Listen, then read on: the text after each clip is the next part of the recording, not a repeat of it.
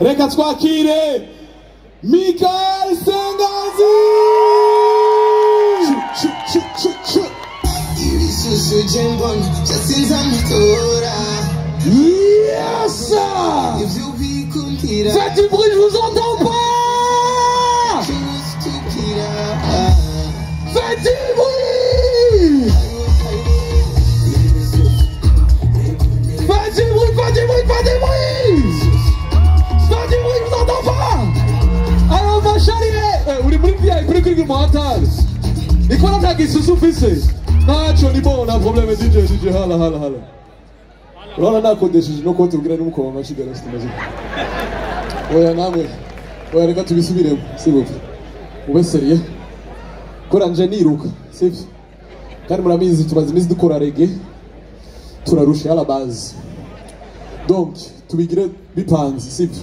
Messieurs, wewe wambaye amabara y'ipron. Wewe wambaye rouge nabyo. Oya nisumuporo na nimuvyegereza umutima. Wewe ubonye ngarutse rasta. Ukure umupira uteri. Bagire ngo nijewe nabikoze nije navyanze sivyo madame oringa iyo soutien ucumvana Twitter kuri scène uvuga ati ni wabizanye bébé je t'aime na uri marié monsieur ntaco ni juste c'est pour la vidéo Paulin ucutera 1 million ucugira guca non 1 million 500 ntaco madame yo oya yicaye n'umuntu ateye ubwoba ntaco. Non, nous kwikingira, monsieur. Bon, on va reprendre ça parce que vous m'avez fait un accueil de facochère. DJ Senopino. Nous allons accueillir sur scène un humoriste de talent international. C'est lui qui a sucré la banane. C'est lui qui a coloré l'arc-en-ciel.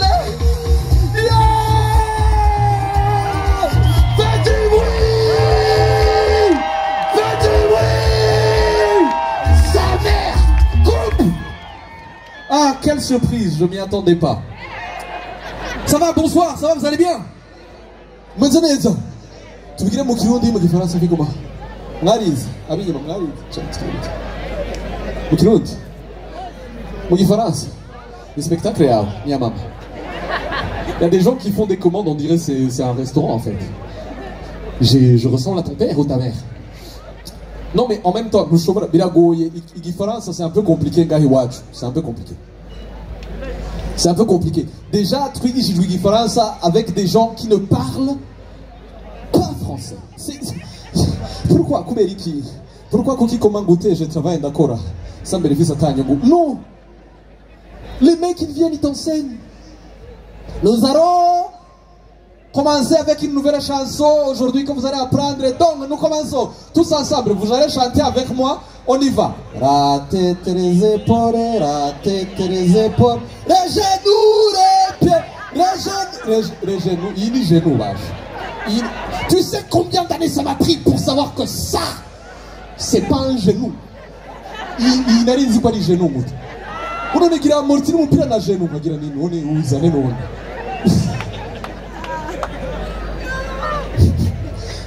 Resguardo qui sont daro, nage. Resguardo qui sont daro, nage comme il faut. Les grands répétés. Les oiseaux qui sont dans l'eau, on est d'accord que... Non? Non? Au nom du pain et du ça marque. Et du saint, t'esprit, c'est dit t'esprit, j'ai des choses. Non, c'est magnifique. Non, c'est bien. Non, c'est bien. Haroni Ndirimbo. Baririmba bakaza makajimbere. C'est vrai, ok. Aujourd'hui, nous allons apprendre une nouvelle chanson. Murayizi ariko reka turirimbe neza uko turirimba mu isanzwe. Le Seigneur nous a aimés comme on n'a jamais aimé.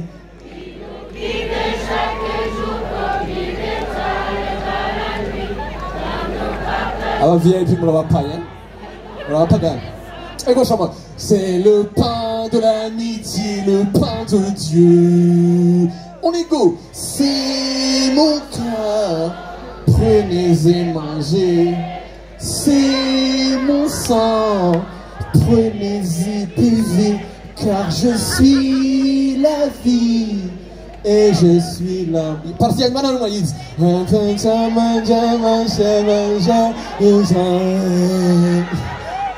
Ah, vous voyez, on va dire, on va dire, deux fois deux. Trois fois trois. Ah, bah, t'as comment la trouver, on va dire, non, mais on connaît comme on sent, on va dire. Aliko, tu es au coup de trois yeux. Trois yeux, un, deux, trois. Ro, signe, ro. Parce que ro, ere, signe, c'est des frères et sœurs. Voilà, vous, quand même. Ro, signe, coupe marasso. Ro, signe, nous a remet. Remet du verbe kurema, attention. Ro, signe, nous a remet. Comme on n'a jamais remet. Il nous guide chaque jour. Itama, s'il vous plaît, mesdames et messieurs, Itama. Comme il est toi. Comme il est toi, dans la nuit.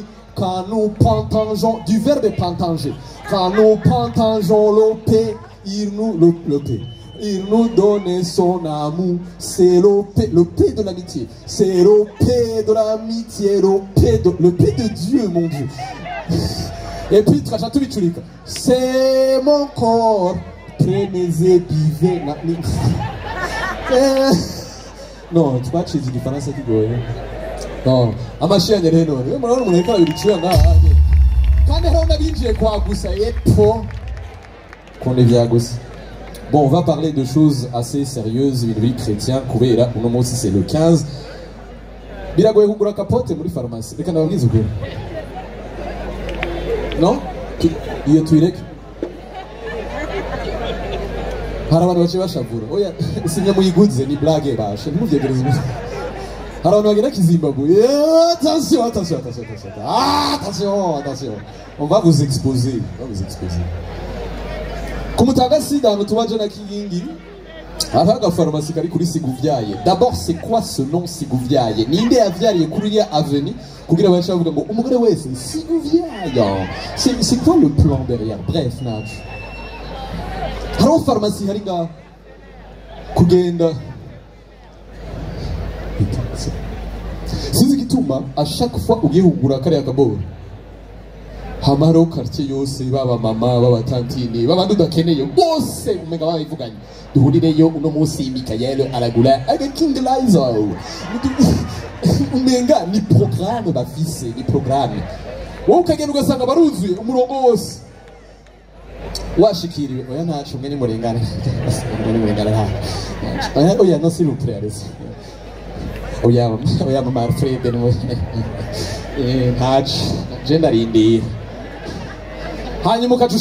Tu arrives devant la femme te regarde. Oh Shakik, je sais pas pourquoi tu vas vous dire tu peux pas parler.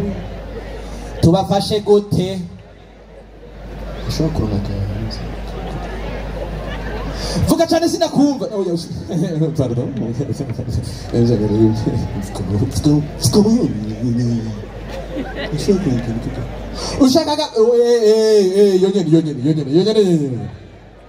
Et puis la question fatidique.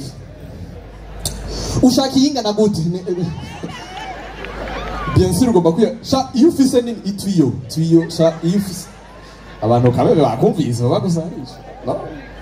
non, c'est un problème.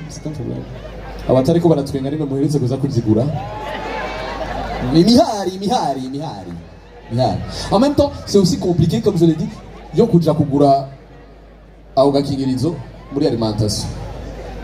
Tu peux pas acheter une capote toute seule. T'as l'air un peu bête, tu vois. C'est genre, je suis venu juste pour Ken.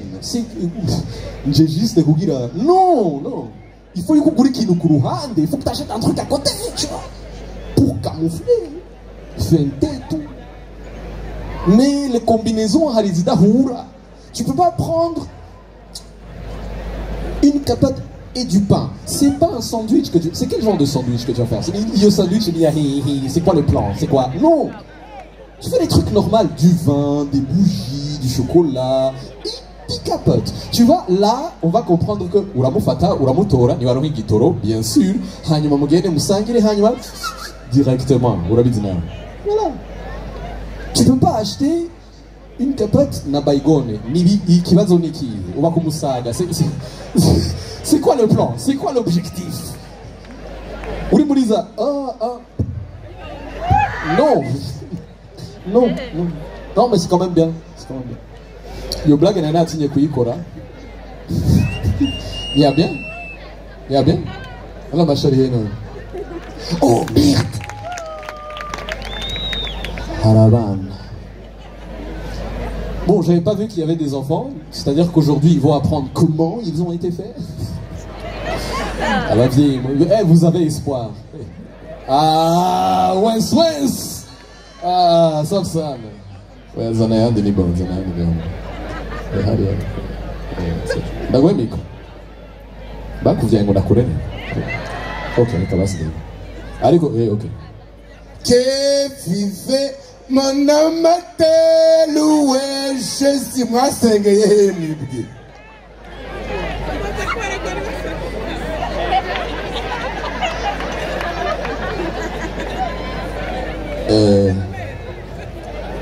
Abani babandi sivyo. Arumujama waje na kigingi amenye igifaransa yaborewe gusa. Iyo ataborewe nta gifaransa bazi jamais. Ariko iyo yaborewe c'est là où il parle français. Mubisanzwe ni oyaye mumpemo yabigende neza okay bakamuzanira. Yamaze kugeramo gucyanye ibana ariko avuga igifaransa avuga ijambo rimwe ibindi byose ntarakimwe wumva. Baramuzanira facture. Mais c'est quoi, c'est pas possible, c'est pas possible. C'est ça?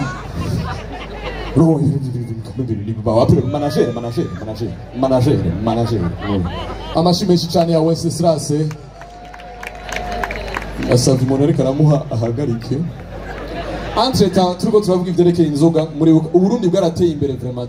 Mwihamashi kandi natwe twihamashi Uburundi. Ego turafise ibibazo binamwe ariko turi uciza kiko kuma machine aho urukura. Allez, applaudis toi en bleu et blanc. Oui, toi. Arrête de rire, applaudis. Ne regarde pas derrière, c'est toi qui a un afro qui a vieilli, c'est devenu une calvitie. Toi. Non, il a une calvitie. Le matin, il se lave, il sait pas où s'arrêter, il continue. Non. Le Burundi a évolué, on est d'accord, c'est bien on est. Hey, nimuri d'accord ko Burundi ari bwiza kandi bwateye imbere ko miduru twumve. Yes. Uburundi bwarazanye alcotest. Mwari mubizi mwebwe? Hey, alcotest. No mu Rwanda muranja yo barafise alcotest. Alcotest baraza kubwira ati baguhagarika mu Rwanda. Muraho. Umeze neza ishaka kubona ibyangombwa byanyu byashimisha kuyibona murakoze cyane bizane Michel Michel reka mufate kano kantu mugahuhemwo shiramwo impimu ine mushiremo umwuka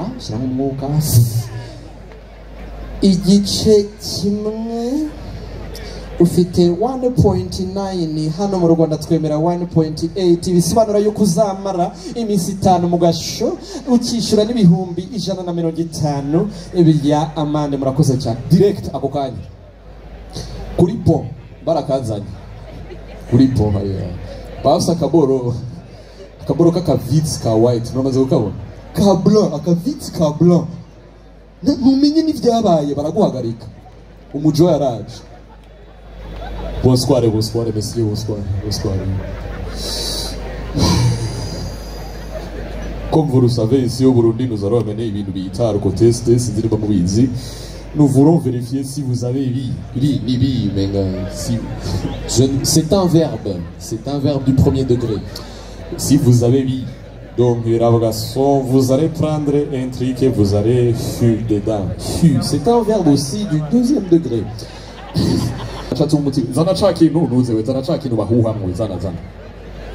Et puis il le prend.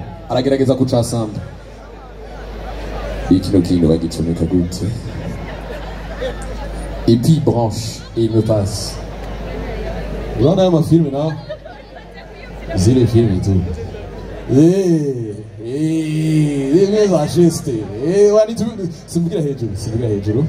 C'est le film exageste. Arambwira ngo bro mufise boro shasha ndambwira nigiza narambwira ngo yo no nzana cassette ndayirecording nshire ko nyine ndayaregistre ko ndaja muhira ndarondera amacassette VHS ya kera nabona Rambo 2 tu vois les vieilles cassettes ya Rambo 2 Bloodsport, Jean-Claude Van, Titanic, je vois tout ça. Il y a des risques que mes parents puissent regarder ça. Et puis je vois la dernière cassette. Hariko na poussière. C'est la cassette du mariage de mes parents. Je me dis, Iyi, cassette, il y a mariage. Niho bari bari. Comment tu vas encore regarder ton mariage? Ils vont jamais regarder. Je prends la cassette. Daimushira. Le gars, il prend ça. Achanagira Rec.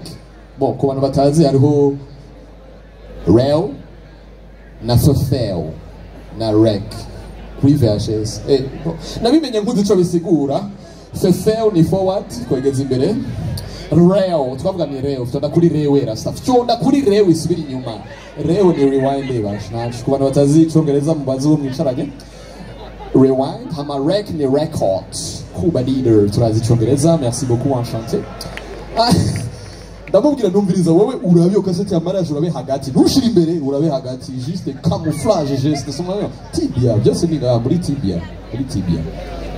Arayifata nabigira gutyo nyene fresh. Arayisubiza ndayiraba vaseline muri rahera nta problème. Hanyuma bande de pervers. Hanyuma après l'impensable arriva. Harabajama ba papa, des parents, des amis de mes parents sont venus des États-Unis baheruka kera. Oui, tu vois ça bagenzo muri États-Unis none tugire gute.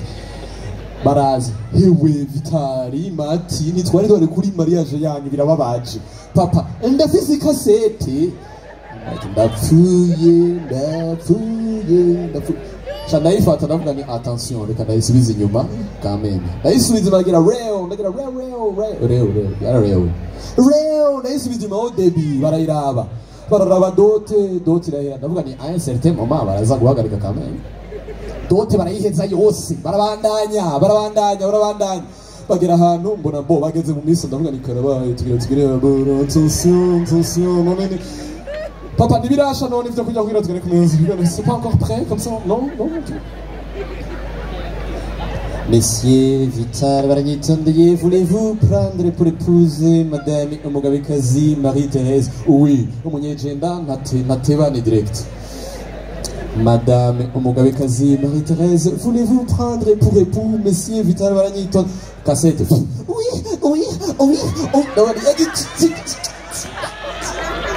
Non, j'ai souffert. Abatari ko baratwenga mwagize ibyo nyene nagize nico gituma umusinyi hari bila bibukije trauma ukuntu badukubita. Non, c'est bien. Abantu bari célibataire. Comme amashi twumve. Tu sens les applaudissements de la souffrance. Tu sens applaudissements z'abantu babaye. Bon, ibaze uri célibataire nta n'igitoro byari bishobora kugira chérie nze gutora niki n'amaguru ku mugongo kwikinga. Comment tu fais? C'est très compliqué. Mais ce que je veux dire c'est très simple. L'amour passe aussi par la musique, n'est-ce pas? Les Américains ils ont des chansons d'amour qui sont très bien. Et eux, c'est des lovers. Il y a le gars qui vient, il te chante une chanson de Boyz II Men. Si vous connaissez, vous venez avec moi, on y va. Le gars, il vient, il te dit although we come to the end of the road, still I can't let go. It's unnatural. You belong to me, I belong to you. Ah, attention, oui, bon, pour ceux qui sont intéressés, la chose à courir l'imba, non, mon mariage, non, mon anniversaire. Ou le vieux, on voyait que le mec, c'est de l'amour qu'il y a dedans. Et puis t'as des gens qui viennent d'autres pays, toi t'as l'air d'un Italien. Mais à 2 francs, c'est pas grave. Les Italiens, eux, c'est pas des lovers. Non, on a pas terroriste. Tu sais pas. Le gars il commence doucement. Ti amo, ti amo, ti amo, ti amo, ti amo, ti amo. Et puis il continue. À un moment, il s'énerve. Ti amo, ti Ok, ti amo to you too. Qu'est-ce que tu peux quoi? Ni guano, ni menace. Et puis tu as les Français. Est-ce qu'il y a des Français ici? Bon, mon français, quoi, qui gagne quand même, c'est un peu trop de mal. Oh, il y a des mots de quoi, il y a des clips de vie. Oh, mon gars. Non, les Français, eux, c'est pas des lovers, non. Je sais pas si c'est des gynécologues ou des pervers, je sais pas. Une chanson, il commence. Un enfant né sur les gars. Qu'est-ce que tu veux d'un enfant né? Seul avec ses cheveux défaits. Et puis il devient professeur à Chaumotique. Je t'aimais. Nous m'avons passé la présence dans la future. Et puis tu as les Ougandais et les Kenyans. Eux, c'est pas Abanoa Kunzi. Non, eux, c'est des cuisiniers. Ni muri cuisine, ni muri cuisine. Non, c'est ça. Olomogati na bata, omogati na bata, bredani bata, say what? Olomogati na bata. T'es déjà parti draguer une fille, tu lui dis, chérie, tu es une tartine beurrée. Non, you are sweeter than cuckoo. Udoshe nk'inkoko ninde mukobwa uragenda ukamwira ati sha namaze kubona inkoko ariko wewe sha nta ukurusha ni wabizanye tu as des cuisses et des poulets qui sont très non. Et puis tu as les Congolais, il y a des Congolais dans la salle, réfugiés. Donc les Congolais eux ils ont de belles chansons d'amour, mais il y en a certaines qui font couler les culs. Yamado, Tala tibia, Tala Nino Mokobira Motia, un tibia magnifique. Et puis les Burundais, Abarundi, c'est bon, non, mais Abarundi ndiri moya, ndiri monyishi z'urukundo dufise dramaturaza kuza mukanya. Ariko yakera je nakunda iri bizarre. Tu sais pas si c'est de l'amour ou si c'est une menace. À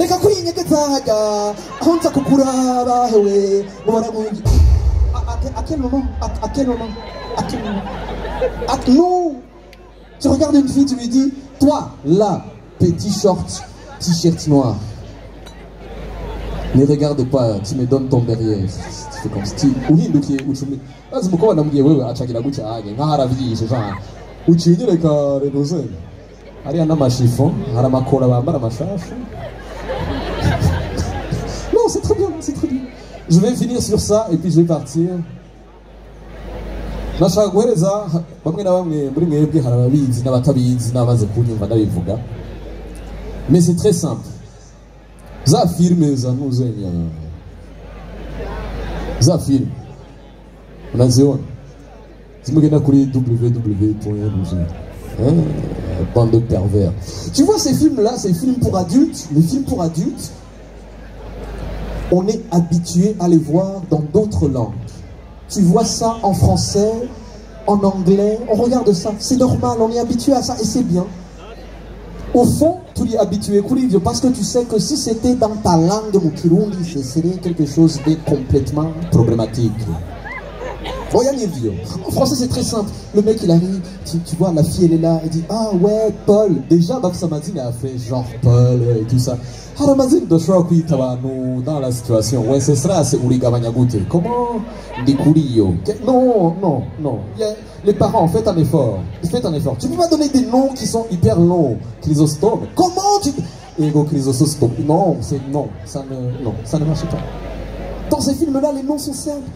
Et puis les mecs, c'est normal, on est habitué. Oui, vas-y, continue, j'aime bien. Ah, oui, ah, j'arrive, ah, je viens. Et voilà, c'est pour ça que vous n'avez pas réagi, bande de pervers. Parce que Moula Huméniere, vous êtes habitués, c'est bien.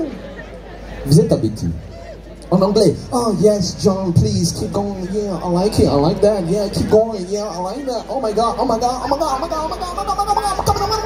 I came. Tu vois, zéro réaction, zéro. Parce que tu sais qu'au fond, si c'était dans nos langues, ce serait compliqué. Endelea. Natakuja. Non. En Kinyarwanda, komeza rwose ndishimiye ndashimishijwe yego cyane rwose ndikuza ngiye kwagera ako kanya mu kanya ngiye kwagera nahageze no okay undi bandanya yo aranyishe yo bandanya ngira ndagere ngeze kuri permanence ngira ndagere nahageze. Merci beaucoup mesdames et messieurs, c'était Michael Segazi, prenez soin de vous, Amashi.